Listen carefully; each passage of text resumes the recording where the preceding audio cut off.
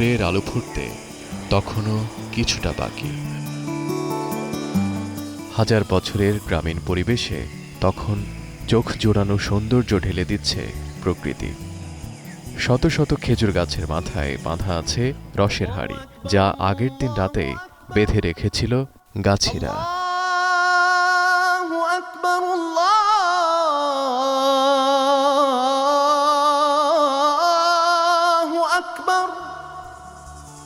সূর্য ঘড়িতে আলো ফোটার আগেই মেঠো পথ ধরে ফজরের আজানের পর সকালের রস সংগ্রহ করতে আসেন গাছিরা।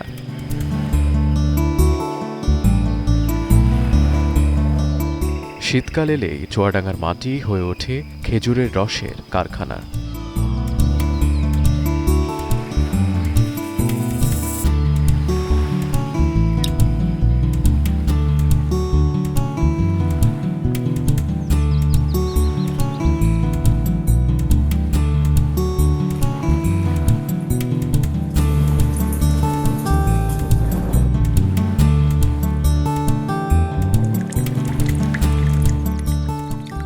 শীতের পুরো সময়টা জুড়ে গাছিরা ব্যস্ত থাকে রস সংগ্রহ ও তার থেকে গুড় তৈরিতে।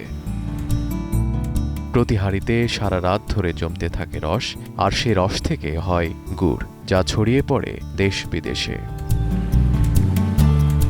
আমার বউ আর আমি একসাথে আইসে সকালবেলা ভোর 5টার থেকে গাছ খোলা পাড়া করে এক জায়গায় রস সংগ্রহ করে আপনার এলো জ্বালাই ঢেলে জ্বালিয়ে এই 8টা 9টা 10টা পর্যন্ত আমার লেগে যায় এই পাটালি তুলতে। 10টা রসে 60 লিটার রস হয়, 60 লিটার আবার 15 কেজি গুড় হয়, 16 কেজি গুড়।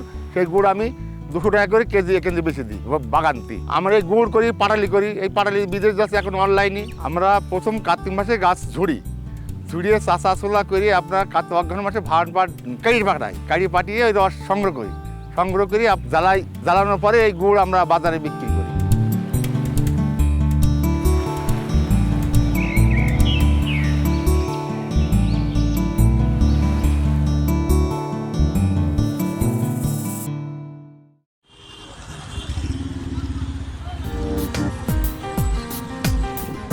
চুয়াডাঙ্গা হচ্ছে একটু ডাঙা প্রকৃতির জমি এবং এখানে কখনো বন্যা হয় না, এখানে জলাবদ্ধতা হয় না, যে কারণে এখানে একটু উঁচু জমি, যে কারণে এটাকে বলা হতো ডাঙা।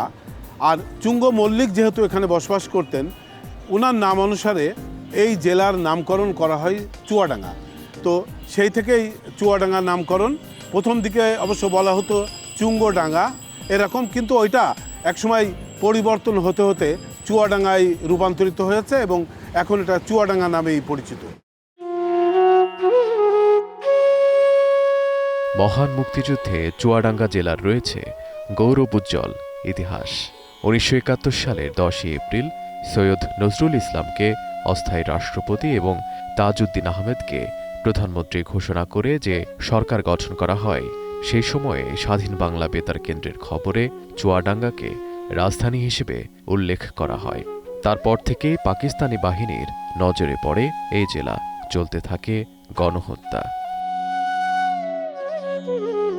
12টার সময় অস্ত্রপাতি নিয়ে আমরা রাজাকার তাজা ধরবো। ওরা অ্যাম্বুশ হাতে পাকিস্তানি আর্মিরা বলছে তুম লোক উচকা আনে দো, ফায়ার মাত করো। তারপর আর তো উপায় নেই, আমরা অলরেডি অ্যাম্বুশে পড়ে গিয়েছি। তখন ফায়ার শুরু হয়ে গেল, কঠিন ফায়ার। ওরা আমাদেরকে তাড়ি নিয়ে বেড়াছে, বলে তুম লোক সারেন্ডার করো, তুম বাচ্চু আদমি হ্যাঁ। অলরেডি 8 জন আমাদের শহীদ হয়ে গেছে। এই জায়গাটায় এই যে দেখছেন, এই জায়গাটায় গর্ত করে 8 জনকে এখানে ফেলাই দিয়ে তারা কবর দিলে।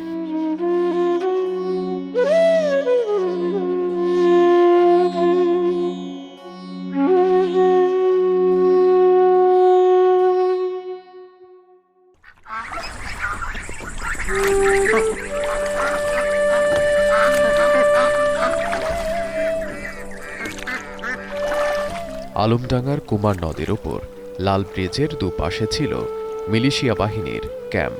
আপের দিকে আসা ট্রেন লাল ব্রিজের আলমডাঙ্গা মাথায়, আর অন্যদিকে যাওয়া ট্রেন লাল ব্রিজের কালিদাসপুর প্রান্তে দাঁড় করিয়ে ধরে নিয়ে যাওয়া হতো নিরপরাধ ব্যক্তিদের। তারপর এখানে এনে নির্মমভাবে হত্যা করা হতো তাদেরকে। 71 জুলাই থেকে ডিসেম্বরের 7 তারিখ পর্যন্ত চলে এই নারকীয় হত্যাযোগ্য।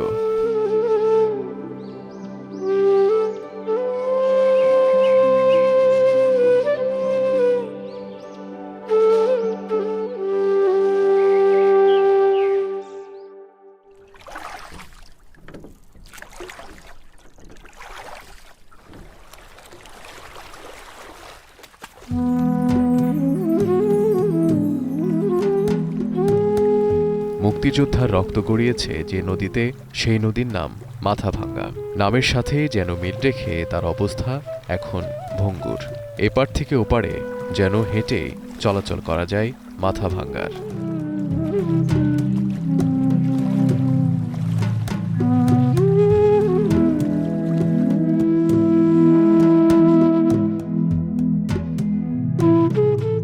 বাঁশের তৈরি সাঁকো দিয়ে মানুষ ও ছোট যান পারাপার হয়। মানুষের যাতায়াত সহজ করার জন্য প্রযুক্তির কল্যাণে নির্মাণ করা ব্রিজ যেন নদীকে বইতে দিতে চায় না।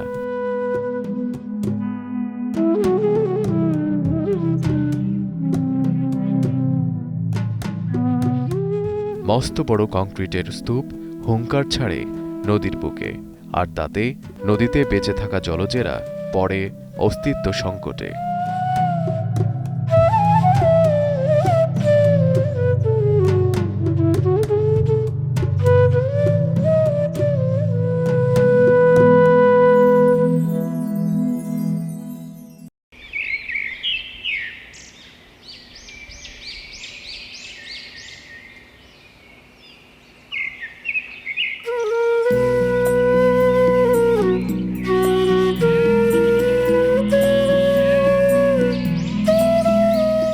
প্রাকৃতিক সৌন্দর্যে চুয়াডাঙ্গায় এসেছেন অনেক দেশ বরেণ্যরা।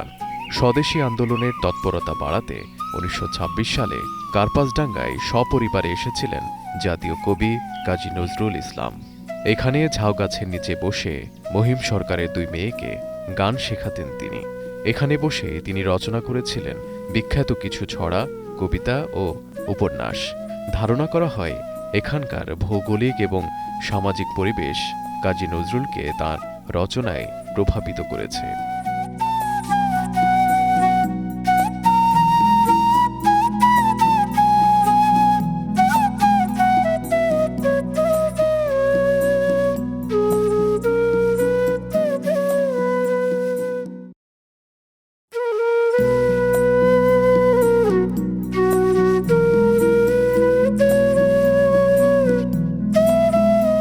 বিখ্যাত মহেশ গল্পের পটভূমিও এই চুয়াডাঙ্গা জেলা। দেবদাস, চরিত্রহীন, দেনা পাওনা, শুভদার মতো আরও অনেক উপন্যাস নাটকের স্রষ্টা শ্রী শরৎচন্দ্র চট্টোপাধ্যায়ের মামাবাড়ি ছিল কাশীপুরের জীবননগরে। ইতিহাস থেকে জানা যায় এই বাড়িটিতেই থাকতেন তার জমিদার মামা। একবার এখানে বেড়াতে এসে এখানে বসে রচনা করেন কালজয়ী গল্প মহেশ।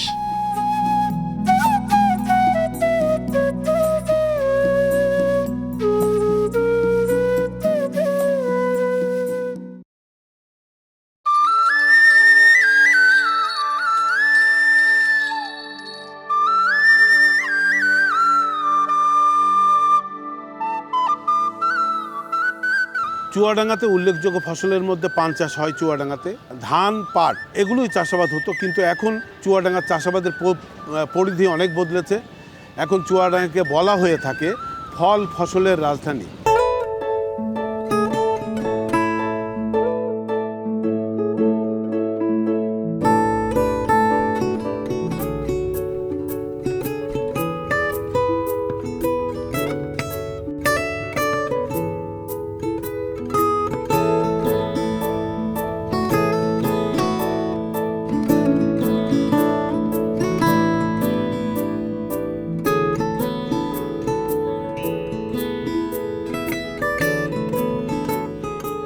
কৃষিতে স্বয়ংসম্পূর্ণ জেলা চুয়াডাঙ্গা।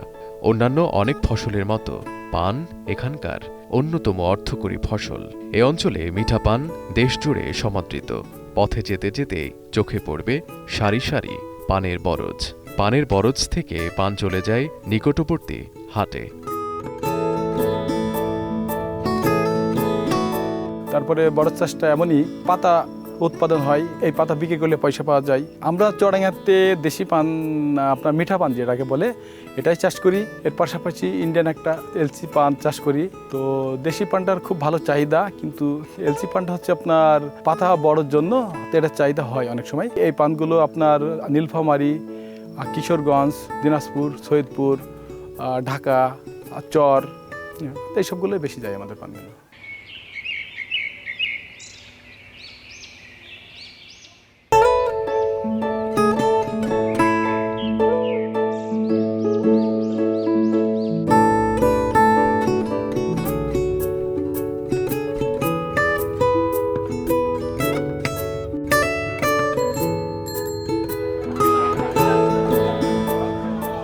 সনাতন পদ্ধতির হাট এদেশে অনেক আগে থেকে জনপ্রিয়।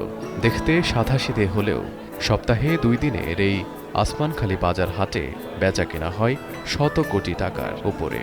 আবার এই হাট থেকে পান চলে যায় দেশ পেরিয়ে বিদেশে।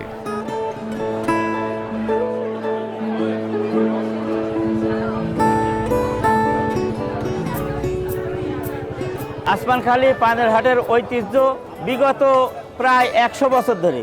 এখানে প্রতিনিয়ত সপ্তাহে 2 দিন, রবিবার এবং বৃহস্পতিবার পানের হাট বসে।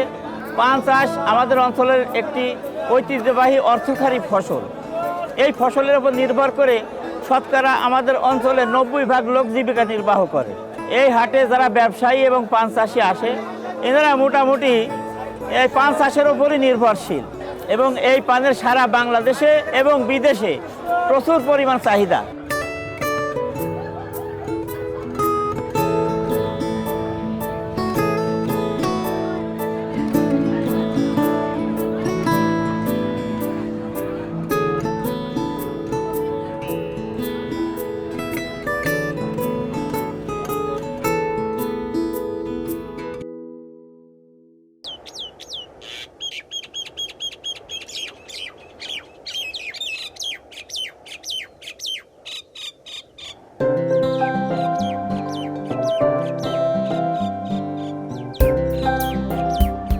দেখা হয় না এই চক্ষু মেলিয়া, ঘর হতে শুধু 2 পা ফেলিয়া, একটি ধানের শীষের ওপরে একটি শিশির বিন্দু।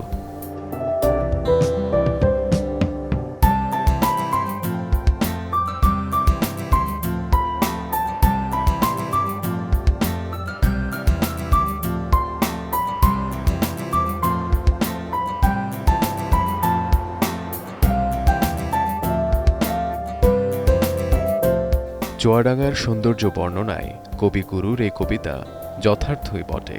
যেতে পথে অনেক কিছু দেখে চোখ জোড়ালেও তালসারি সড়কে এসে অন্য মাত্রা যোগ করে।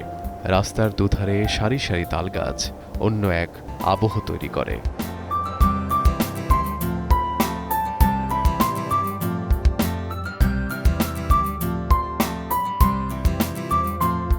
তালসারি সড়ক পেরোলে সে আবহ আর থাকে না।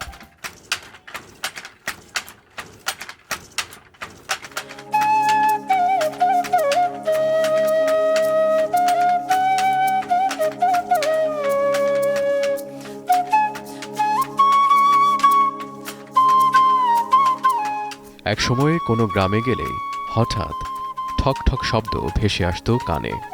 তাঁতিরা তাঁত বুনত।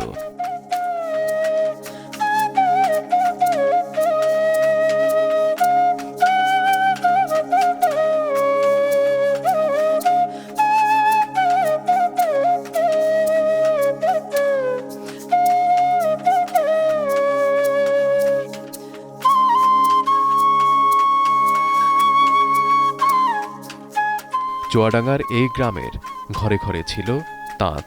এখন নেই সেই সময়। সময় বদলেছে, এখন তাঁতিরাও ভালো নেই।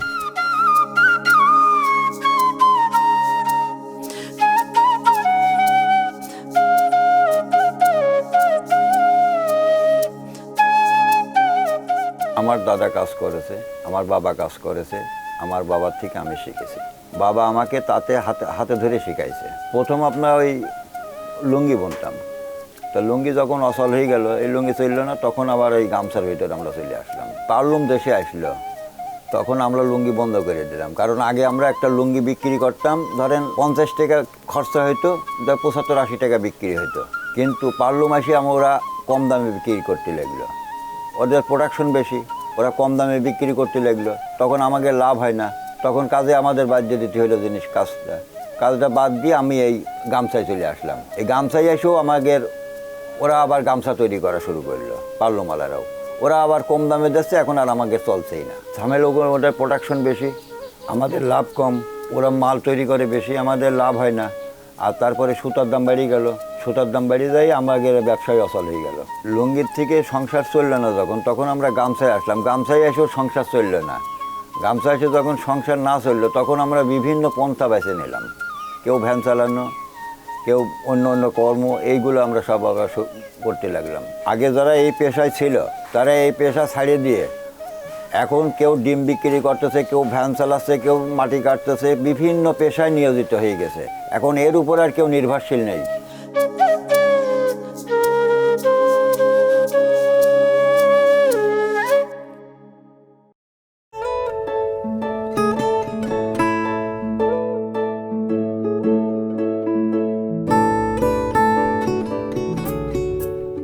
চুয়াডাঙ্গার মাটি ফসলের জন্য আদর্শ।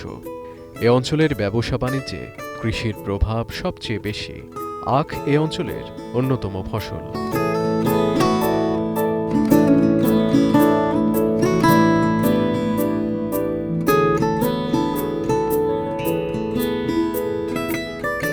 কেরু অ্যান্ড কোংয়ের বিশাল এলাকা জুড়ে চাষ হয় আখ। এই আখ থেকে হয় চিনি, যার উপজাত মোলাসিস। মোলাসিস থেকে প্রক্রিয়াকরণের মাধ্যমে তৈরি হয় লিকার। কেরু অ্যান্ড কোংয়ের লিকার দেশে বাজারজাতকরণ করে লাভজনক প্রতিষ্ঠানে পরিণত হয়েছে প্রতিষ্ঠানটি।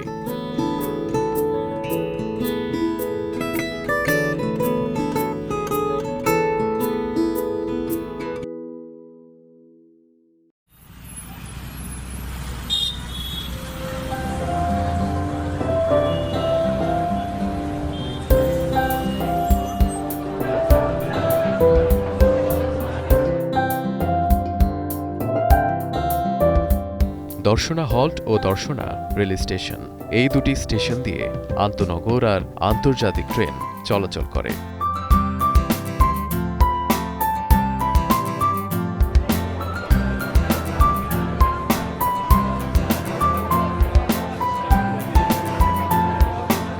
ভারতগামী মৈত্রী এক্সপ্রেস ট্রেন এই পথ দিয়েই চলাচল করে থাকে।